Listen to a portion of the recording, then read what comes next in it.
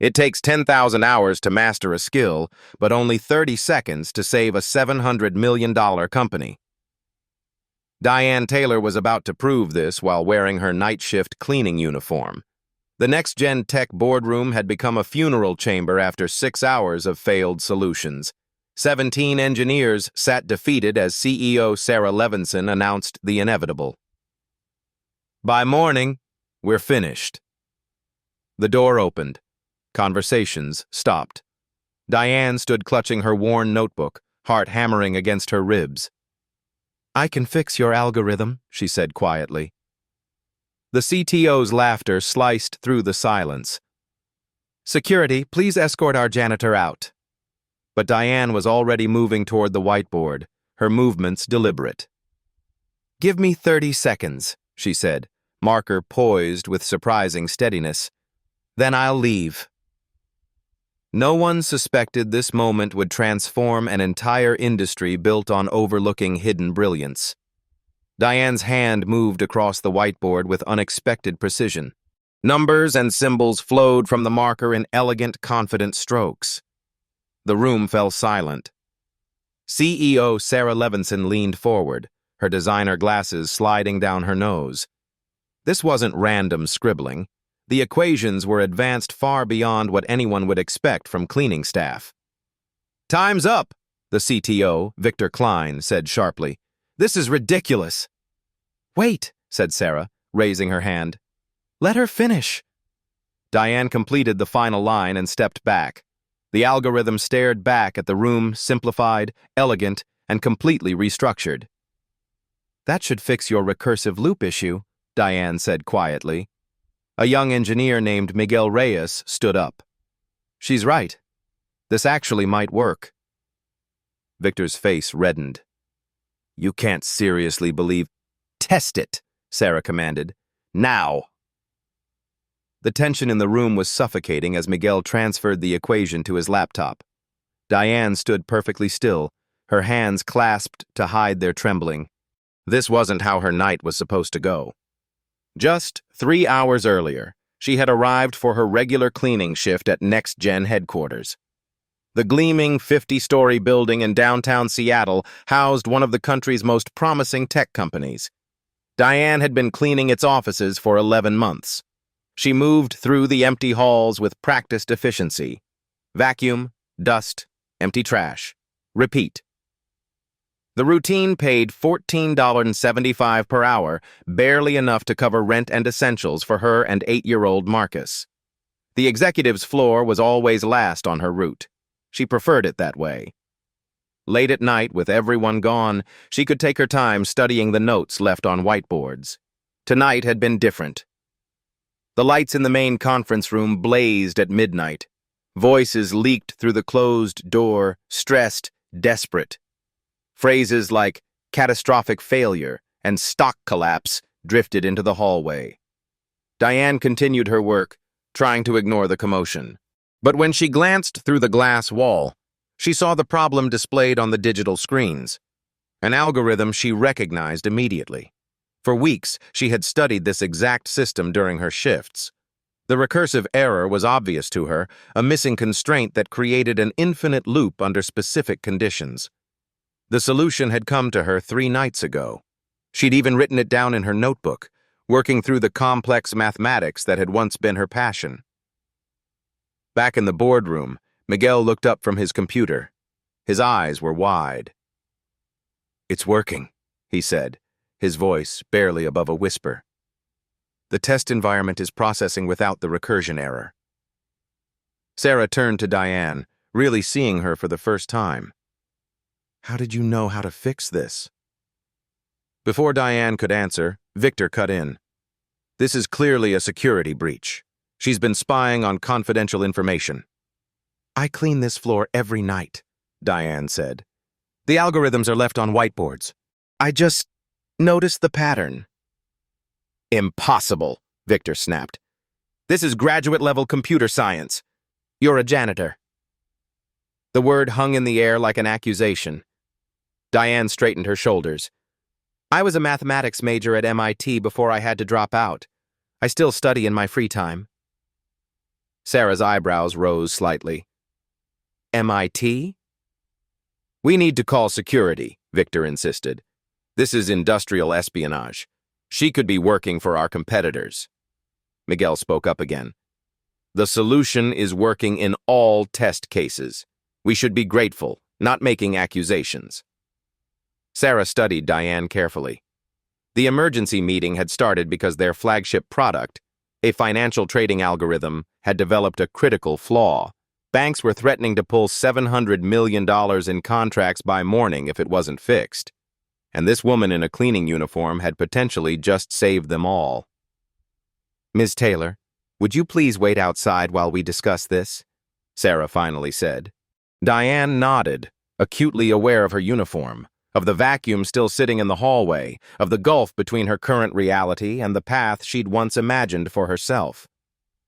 Diane sat on a leather bench outside the boardroom, her hands folded in her lap.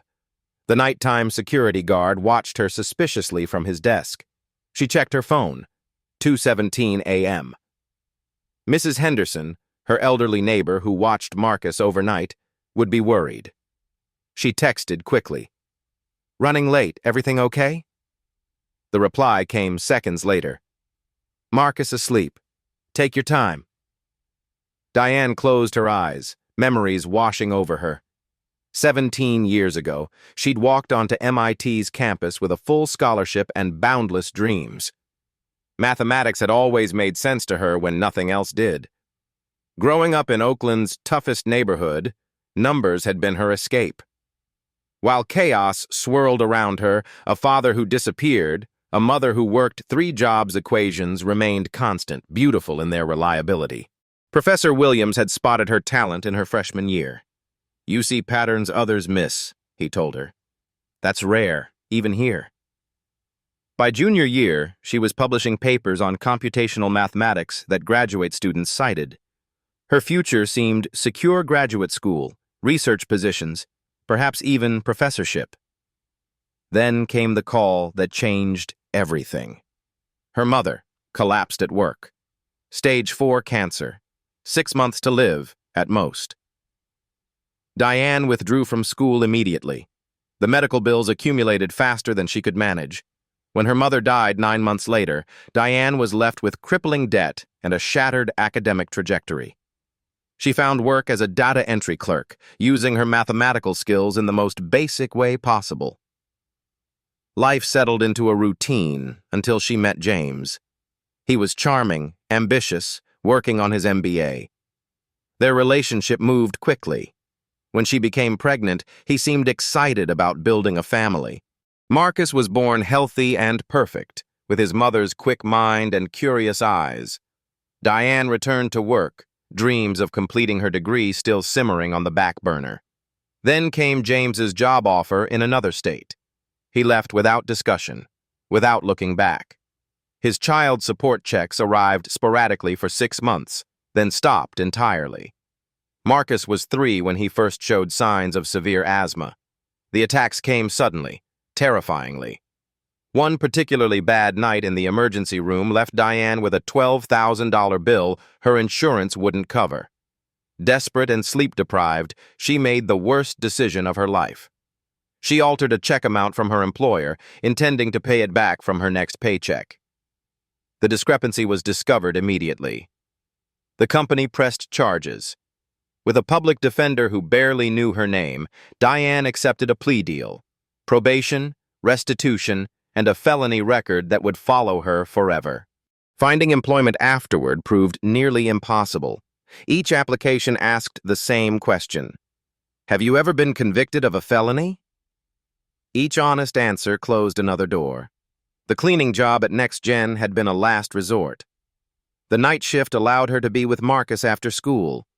The pay was barely sufficient, but the stability mattered more. What no one at Next Gen realized was that Diane had never stopped learning. During breaks, she studied advanced mathematics and computer science through free online courses. While cleaning the executive floor, she absorbed the algorithms left on whiteboards, recognizing patterns and improvements almost instinctively.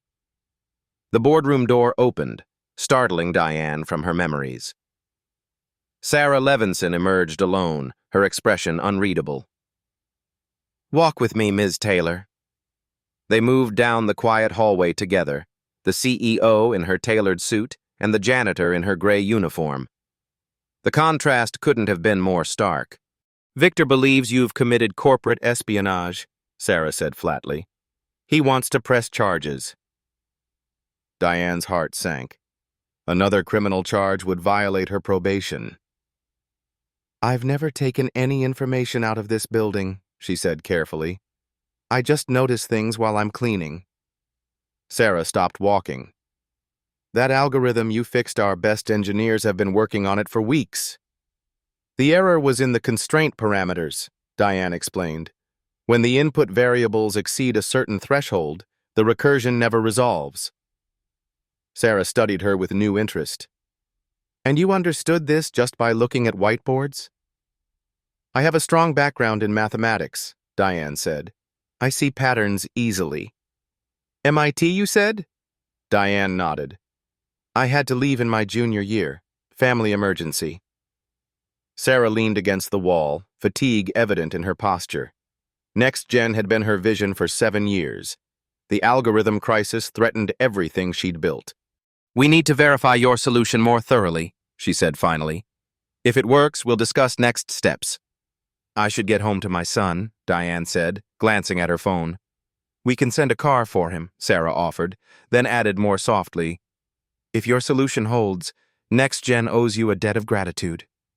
Diane hesitated. Hope was a luxury she'd learned to ration carefully.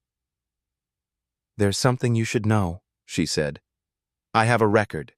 Check fraud, 6 years ago. I was desperate for money for my son's medical bills."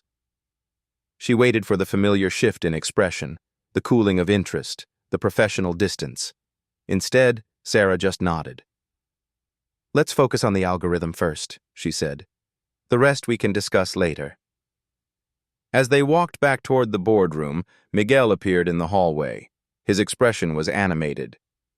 "It's working perfectly," he told Sarah. "We've run 20 test cases. The recursion issue is completely resolved." Sarah turned to Diane. "Looks like you've bought us some time. Let's make it official. I'd like you to consult with our engineering team until we're certain the fix is stable." Diane felt a flutter of something she hadn't experienced in years. Professional recognition. The sensation was almost foreign after so long. "I'll help however I can," she said. What she didn't say was how desperately she needed this opportunity. Marcus's asthma medication had increased in price again. Their apartment building had new owners threatening rent increases. The transmission in her 15-year-old car was showing warning signs. For the first time in years, Diane allowed herself to imagine a different future, one where her mathematical gift might finally create the stability her son deserved. By 4 a.m., the next-gen engineering floor had transformed into a hive of focused activity. Emergency lighting cast long shadows across workstations as bleary-eyed programmers implemented Diane's solution. Diane sat at a borrowed desk, uncomfortable in her cleaning uniform among the casually dressed engineers. She'd been given temporary access credentials and a company laptop that felt foreign in her hands. Miguel pulled his chair beside hers. "The deployment team needs more details on the constraint implementation." He showed her the code repository, pointing to the specific functions. Diane scanned the complex code structure, momentarily overwhelmed. Her knowledge was theoretical, self-taught through online courses and observation. "May I?" she asked, gesturing to the keyboard. Miguel nodded, watching curiously as she began typing. Her fingers moved with increasing confidence, translating mathematical concepts into precise code. "That's not the syntax I would have used," he observed, "but it's elegant." Diane paused. "Is that a problem?" "Not at all. It's just different from how our team approaches these problems." 3 workstations away, Victor Klein watched with narrowed eyes. The CTO hadn't spoken directly to Diane since her solution had been implemented. His skepticism radiated across the room. "Where did you learn to code like this?" Miguel asked. "I taught myself," Diane replied, continuing to type. Free online courses, mainly, and I observe the code left on screens during my cleaning shifts. Miguel looked impressed. You learned this just from observation? I have a good memory for patterns, she said, finishing the implementation. This should prevent the recursion issue permanently. Miguel took the laptop, reviewing her work with growing amazement. This isn't just a patch. You've restructured the entire constraint system. A small crowd of engineers had gathered around them, watching the exchange with interest. Diane felt self-conscious under their scrutiny. The original approach was forcing unnecessary calculations, she explained. This version simplifies the process without sacrificing accuracy. Miguel turned to the team to, let's test it. Off the main display screen, performance metrics appeared as the system processed test data. Response times improved dramatically, 38% faster than before the crisis began.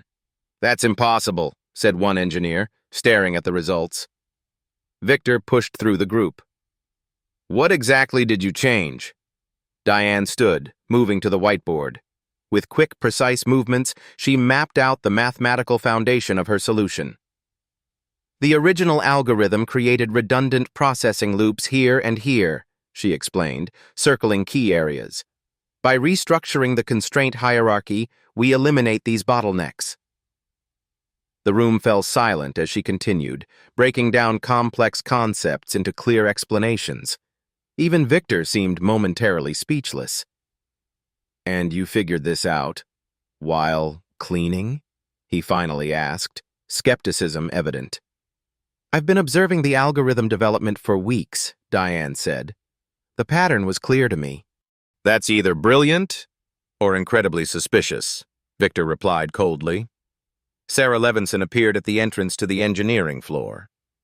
She'd changed into fresh clothes, her expression sharp despite the early hour. How are we looking? She asked. Better than expected, Miguel answered enthusiastically. Diane's implementation is showing a 38% performance improvement over our original baseline.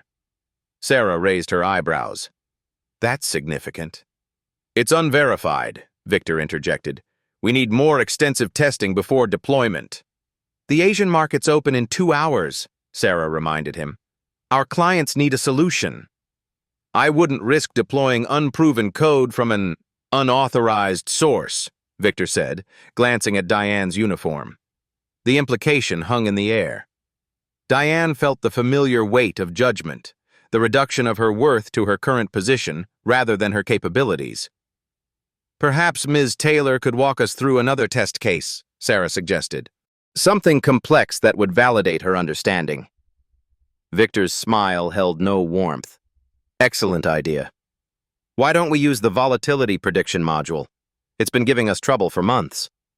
He pulled up a dense section of code on the main screen, deliberately choosing something obscure, Diane realized. Take your time, he said, offering her the keyboard with mock politeness. The engineers watched as Diane studied the code. It was significantly more complex than the algorithm she'd fixed earlier, with unfamiliar implementation details. Her heart raced. This was a test designed for her to fail.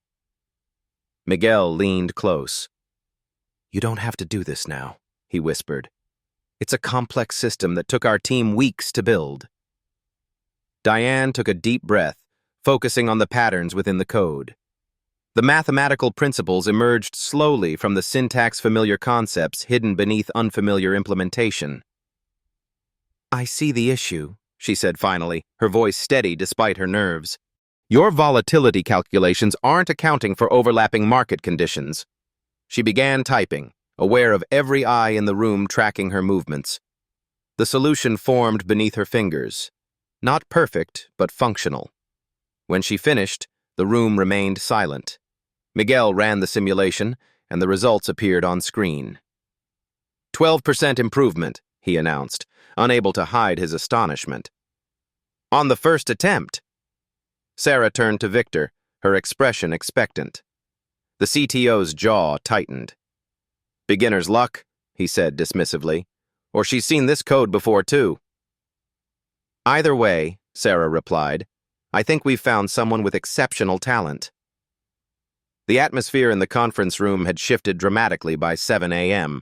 Asian markets had opened, and NextGen's emergency fix was holding. Financial disaster had been averted for now.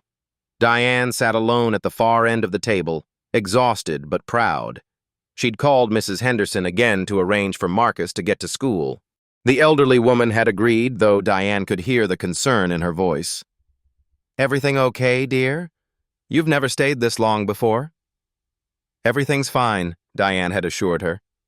"I might have good news soon." Now, as sunlight streamed through the windows, Diane allowed herself a moment of cautious hope. She'd proven her abilities under pressure. Perhaps this could be the fresh start she'd been praying for. The door opened, and Sarah entered with two men Diane didn't recognize. One wore a security uniform. The other carried a laptop and had a badge identifying him as Jason Kent, head of security. Victor followed them, his expression triumphant. "Ms. Taylor," Sarah began formally, "some concerns have been raised about how you obtained access to our proprietary algorithms." Diane felt her stomach drop. "I explained earlier, I observed the whiteboards during my cleaning shifts." Jason opened his laptop. "We've reviewed security footage from the past 3 months." He turned the screen toward her. The video showed Diane cleaning the executive floor 3 weeks earlier. In the footage, she paused at a whiteboard, studied it intently, then took out a small notebook and wrote something down. "You've been documenting our proprietary information," Victor said. "That's theft of intellectual property." "I was studying," Diane protested. "I never shared anything with anyone." "We found these in your cleaning cart," Jason said, placing her notebook on the table. The pages were filled with equations, notes, and diagrams, all related to NextGen's algorithms. Victor picked up the notebook. "This contains code structures identical to our trading platform.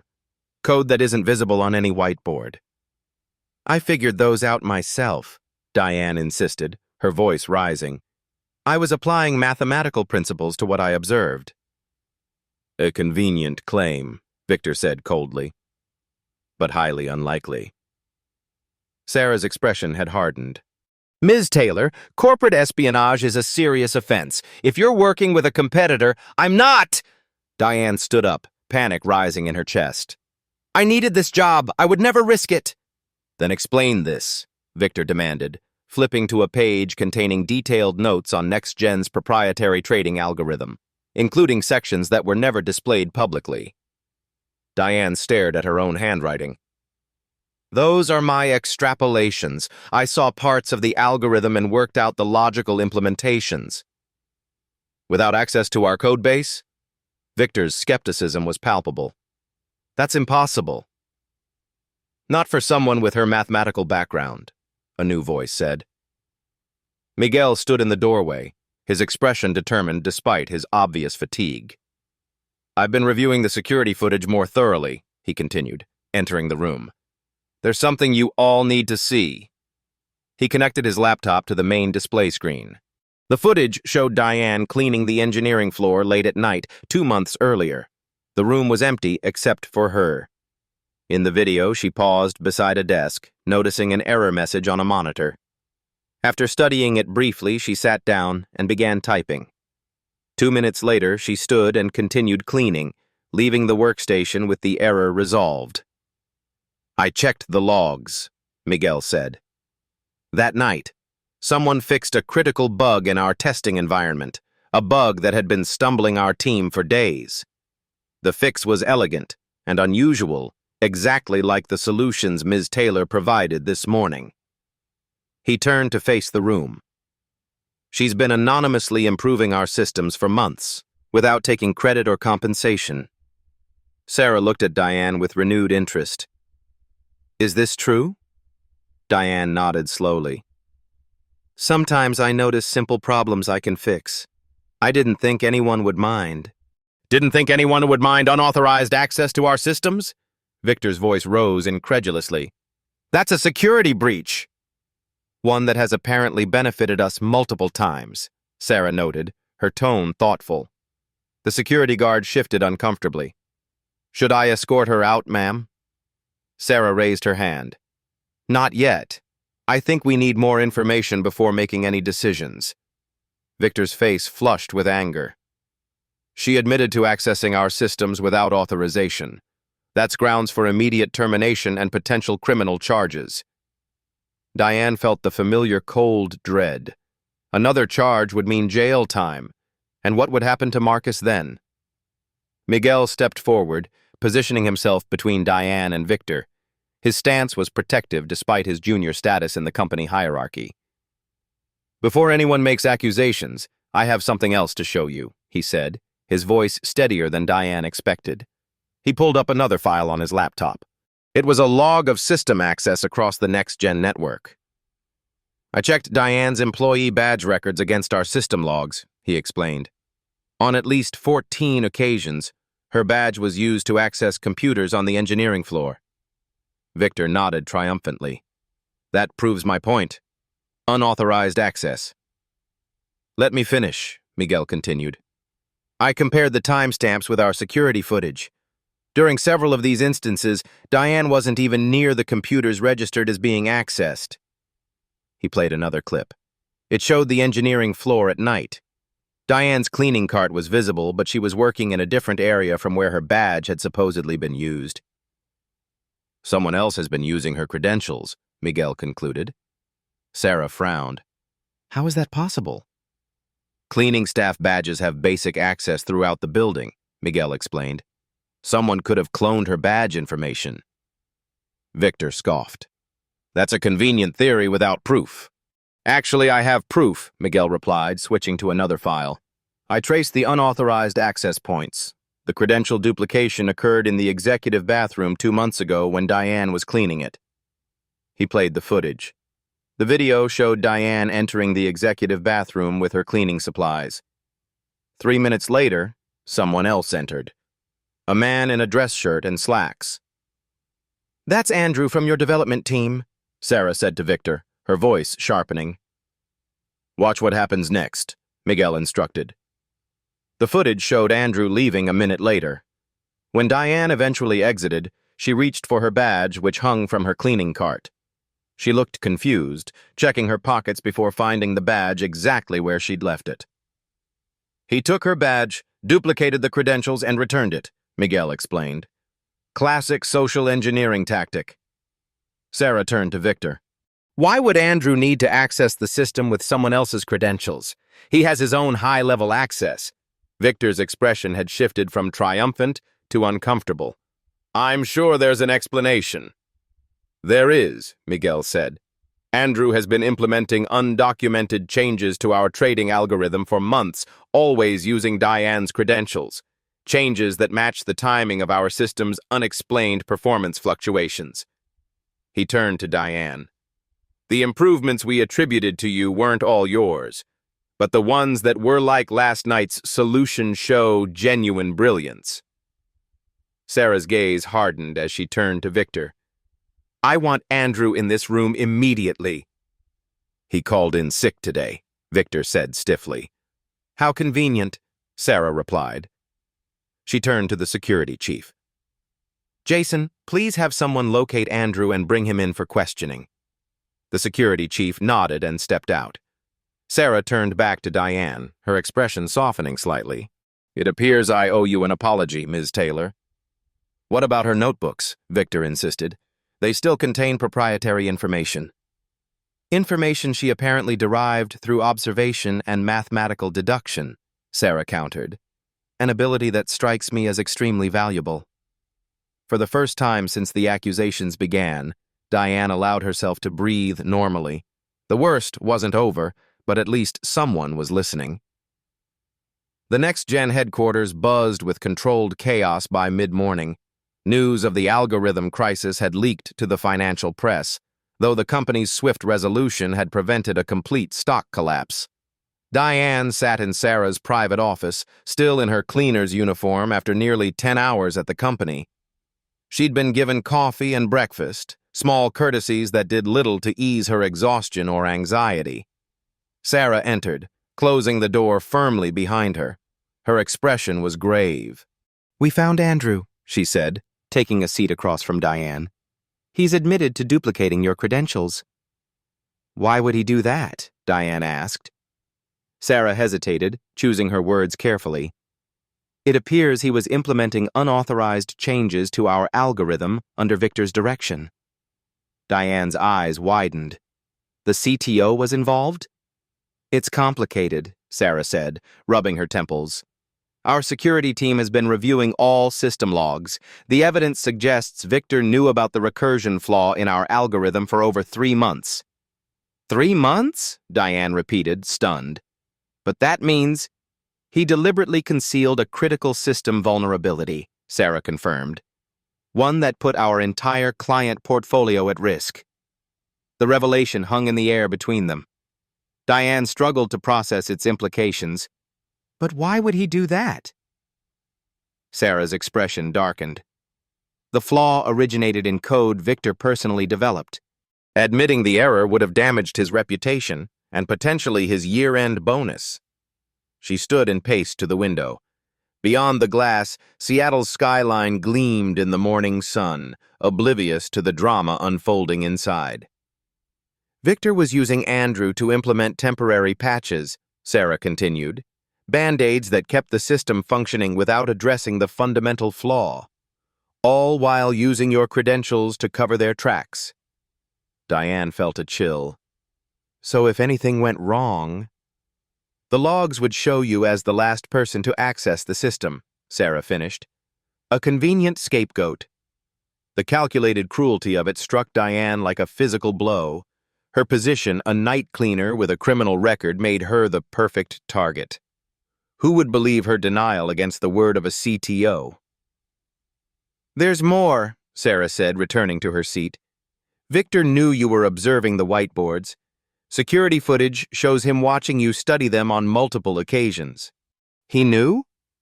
Diane felt her indignation rising. Not only knew, but tested you, Sarah explained.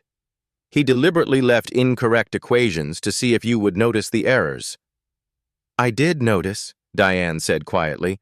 I documented the corrections in my notebook. Which he then used to build a case against you, Sarah concluded. When the system finally reached critical failure, he needed someone to blame. The pieces aligned with sickening clarity. Diane had been set up as a contingency plan insurance for Victor's reputation if the crisis became public. What happens now? She asked. Sarah's phone buzzed. She glanced at it, and her expression hardened further. Victor is calling an emergency board meeting, she said, apparently to discuss a serious security breach involving you. Diane felt the blood drain from her face. He's still trying to blame me. It appears so. Sarah studied Diane thoughtfully. But he doesn't know what we've discovered about his involvement. She made a decision, straightening in her chair. Ms. Taylor, I'd like to propose something unconventional. What's that? A supervised challenge, Sarah said. A public demonstration of your mathematical abilities under controlled conditions. Diane hesitated. You want me to prove myself? I want to give you the opportunity to demonstrate your skills beyond any doubt, Sarah clarified. In front of the board, our engineering team, and Victor himself. The proposal was bold, perhaps reckless. Diane thought of Marcus, of their precarious finances, of the years spent hiding her abilities while struggling to survive. If I fail? She asked quietly. You won't, Sarah said with unexpected conviction. I've seen enough to know what you're capable of. She leaned forward. Victor betrayed this company by concealing a critical flaw for his own benefit. He risked our clients' financial security and our employees' livelihoods. Her gaze was steady. Help me prove what you can do, and I promise you won't regret it. Diane took a deep breath. After years of hiding in the shadows, the prospect of stepping into the light was terrifying and exhilarating. When do we start? She asked. The conference room transformed into an arena of sorts over the next hour. The long table had been pushed aside, creating an open space dominated by 3 large whiteboards. Cameras were positioned strategically around the room, their red lights indicating active recording. Everything will be documented, Sarah explained as technicians set up the equipment. Complete transparency. Diane had been given a company t-shirt to replace her cleaning uniform, a small dignity that meant more than anyone realized. She stood near the window, watching the preparations with growing nervousness. Miguel approached, offering a bottle of water. "How are you holding up?" Terrified, Diane admitted, accepting the bottle. What if I freeze? "You won't," he said confidently. "I've seen you solve problems that stumped our best engineers." He glanced around before continuing in a lower voice. "The board members are arriving. Victor's already spinning his narrative claiming you accessed confidential information for unknown purposes." Of course he is, Diane murmured. "Sarah's countering with evidence of your abilities," Miguel continued. "That's why this demonstration is so important." Diane nodded, her throat tight. What exactly will I be asked to do?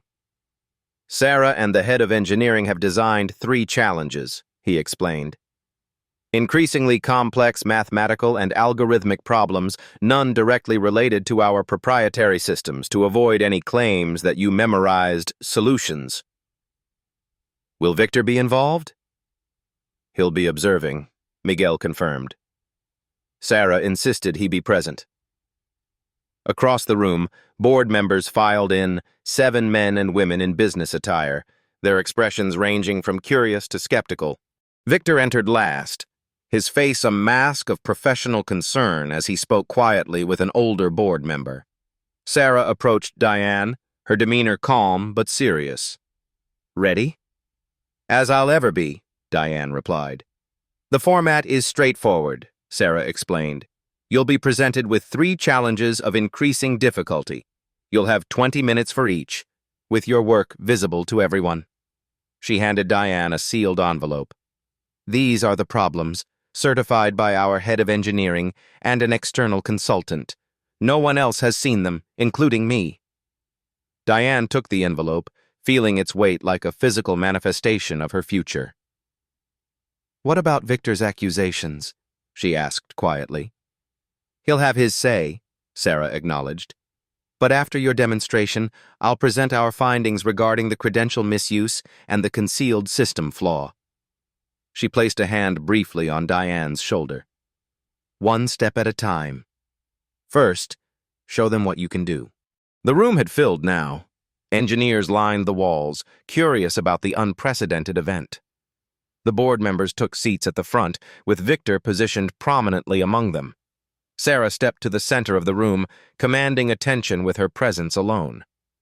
"Ladies and gentlemen, thank you for convening on such short notice. We're here to address the system crisis that threatened our client relationships and to evaluate an extraordinary talent discovered within our organization." She nodded toward Diane. "Ms. Taylor has demonstrated remarkable mathematical abilities that directly contributed to resolving our algorithm failure. Today, she has agreed to a supervised demonstration of her skills." Victor leaned forward. "Before we proceed, I must express my concerns about security breaches." "All concerns will be addressed," Sarah interrupted smoothly, "after the demonstration." She turned to Diane with a small nod. "Ms. Taylor, are you ready to begin?" Diane stepped forward, acutely aware of every eye in the room. Her heart pounded, but her voice remained steady. "I'm ready." The first challenge appeared on the central screen, a complex differential equation related to predictive modeling. Diane studied it carefully, conscious of the silent observers around her. The problem was cleverly constructed. It contained no proprietary elements from next-gen's systems, but required similar mathematical principles to solve, clearly designed to test both her knowledge and her intuition. She picked up a marker and approached the whiteboard. The first strokes were tentative, but as the familiar rhythm of mathematical thinking took over, her confidence grew. Symbols and numbers flowed from her hand with increasing assurance. Someone whispered behind her. She ignored it, focusing entirely on the problem before her. Diane broke the equation into component parts, identifying the critical relationships. Her approach wasn't textbook. It reflected her self-taught methodology, combining formal techniques with intuitive leaps. 12 minutes into her allotted 20, she stepped back. "I believe this is the solution," she said, indicating her final result. The head of engineering, Dr. Patel, approached the board. He examined her work silently, tracing the steps with his finger. After a thorough review, he turned to the room. "The solution is correct," he confirmed. "And the approach is quite innovative." A murmur spread through the assembled engineers. Victor remained stone-faced. Sarah nodded approvingly. "Please proceed to the second challenge." The next problem appeared, an algorithmic optimization task involving resource allocation across distributed systems. It was significantly more complex than the first, requiring both mathematical precision and computational thinking. Diane took a deep breath. This touched on areas where her self-education had gaps. Still, the underlying principles were familiar. She began mapping the problem space on the second whiteboard, establishing boundaries and constraints. Rather than following conventional optimization approaches, she reframed the challenge using a mathematical model she'd developed while studying late at night. 20 minutes passed quickly. When time was called, her solution filled the board with an elegant framework that transformed the complex allocation problem into a more manageable form. Dr. Patel spent longer reviewing this work, occasionally referring to notes on his tablet. Finally, he looked up. "The solution is again correct," he announced. "Ms. Taylor has developed an approach that reduces computational complexity from ON2 to approximately ON log n, a significant improvement over standard methods." The engineers' whispers grew louder. Even some board members leaned forward with increased interest. Victor finally spoke. "A theoretical solution doesn't prove practical knowledge of our systems." "This isn't about our proprietary systems," Sarah reminded him. "It's about mathematical ability." She gestured to the screen. "The final challenge, please." The third problem appeared, and a collective intake of breath was audible from the engineering team. It was a notoriously difficult class of problem involving recursive optimization with multiple constraint layers, similar in structure to the crisis that had threatened Next Gen, but using generic variables and contexts. Diane felt a momentary flutter of panic. This was at the frontier of her knowledge, pushing beyond what she'd been able to teach herself. She approached the final whiteboard slowly, organizing her thoughts. The room faded away as she immersed herself in the problem's deep structure. This wasn't about formulas memorized from textbooks. It required true mathematical insight. For several minutes, she simply studied the problem, marker poised, but not yet writing. Then, as if a dam had broken, she began working at an intense pace. Her approach was unorthodox. Rather than attacking the problem directly, she transformed it into an equivalent representation that revealed hidden patterns. The solution emerged through a series of elegant transformations, each simplifying the problem space until the answer became almost obvious. When the 20 minutes elapsed, she was making final annotations to her solution. Dr. Patel approached with visible curiosity. His examination took longer this time, his expression transitioning from concentration to surprise. "This solution is not only correct," he finally announced, "it's remarkable. Ms. Taylor has identified an approach that, to my knowledge, doesn't exist in the current literature." He turned to face the room. "To be clear, she hasn't just solved the problem. She's developed what appears to be a new methodological framework for this entire class of optimization challenges." The room erupted in spontaneous applause from the engineering team. Several board members exchanged impressed glances. Victor rose from his seat. "This proves nothing about the security concerns I've raised." "Actually," Sarah countered, "it proves something fundamental. It demonstrates that Ms. Taylor possesses the mathematical ability to derive solutions independently, exactly as she claimed." She turned to the board members. "Ms. Taylor has explained that she studied our whiteboard notes during her cleaning shifts and developed her own understanding of our algorithms. Given the abilities we've just witnessed, her explanation is entirely credible. An older board member leaned forward. I'd like to ask Ms. Taylor a question directly. Sarah nodded, gesturing for Diane to approach. Ms. Taylor, the board member said, your solutions show a highly developed mathematical intuition. Where did you receive your training? Diane stepped forward, conscious of her company t-shirt and jeans amid the business attire. I studied mathematics at MIT for nearly 3 years on scholarship before family circumstances forced me to withdraw. And since then? Self-study, she replied honestly. Free online courses, library books, and observation. I've always seen patterns that others miss. Another board member spoke up. Why work as a cleaner with these abilities? The question hung in the air, its underlying assumptions about worth and status unmistakable. Diane straightened her shoulders. A criminal record for check fraud closes many doors, she said evenly. I needed stable employment to support my son. The room fell silent at her candor. Sarah stepped forward again. What we've witnessed today isn't just mathematical problem solving. It's evidence of extraordinary talent that has persisted despite significant obstacles. She turned to the board. But there's another matter we need to address.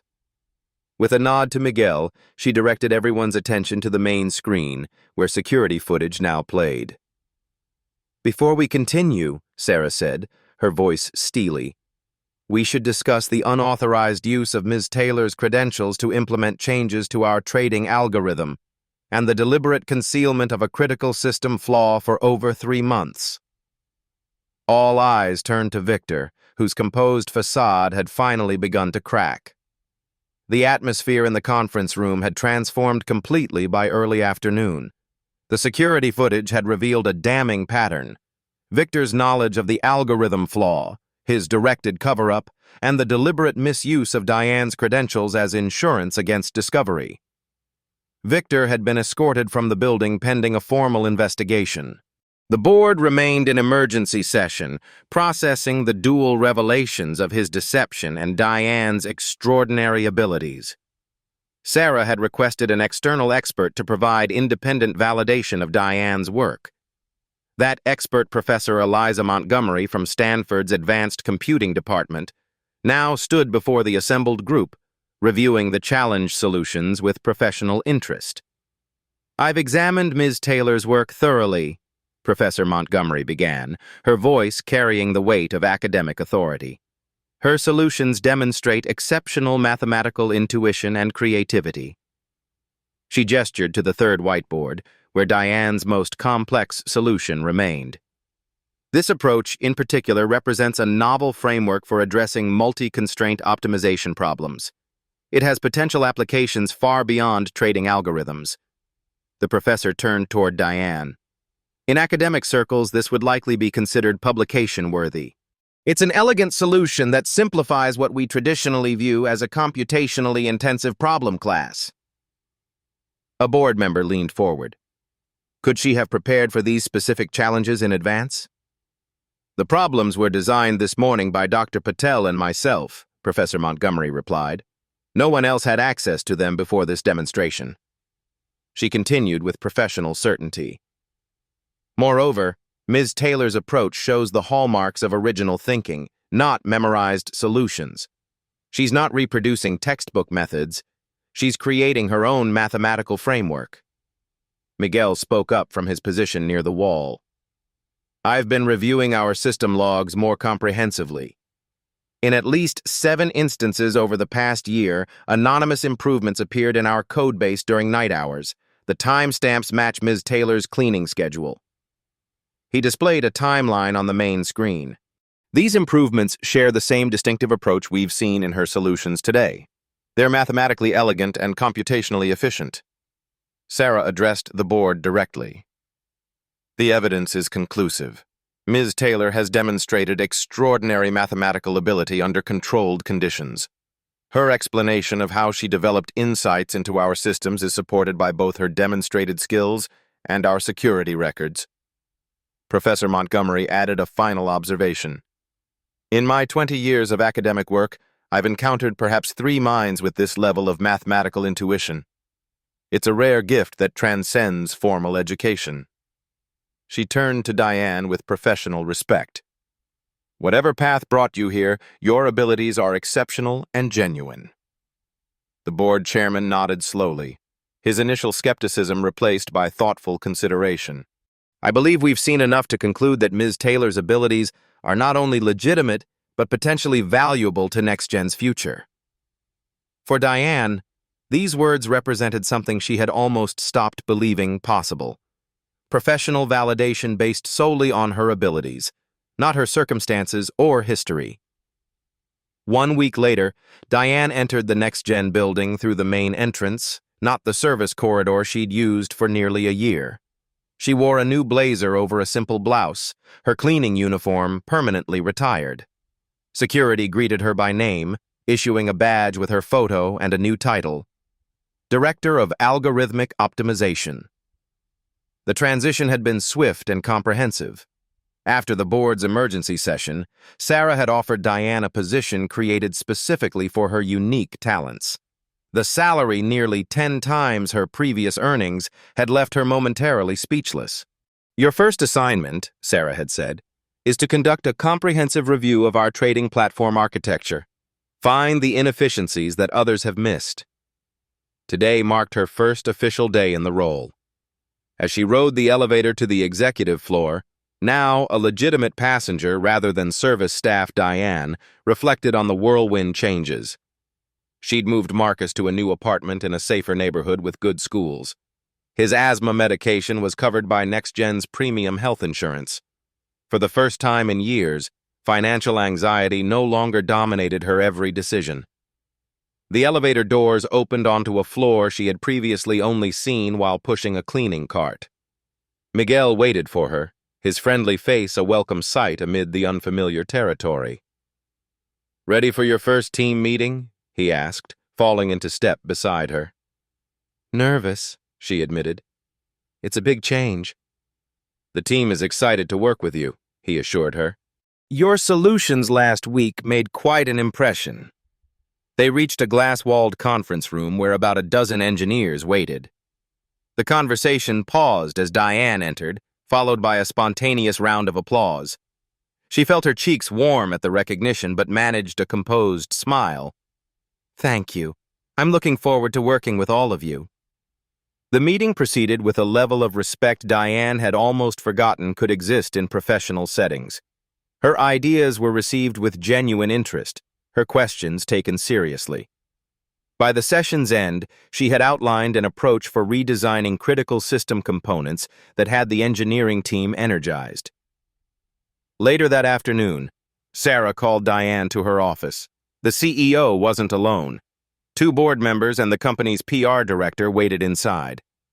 "Diane, we want to discuss something beyond your technical role," Sarah began.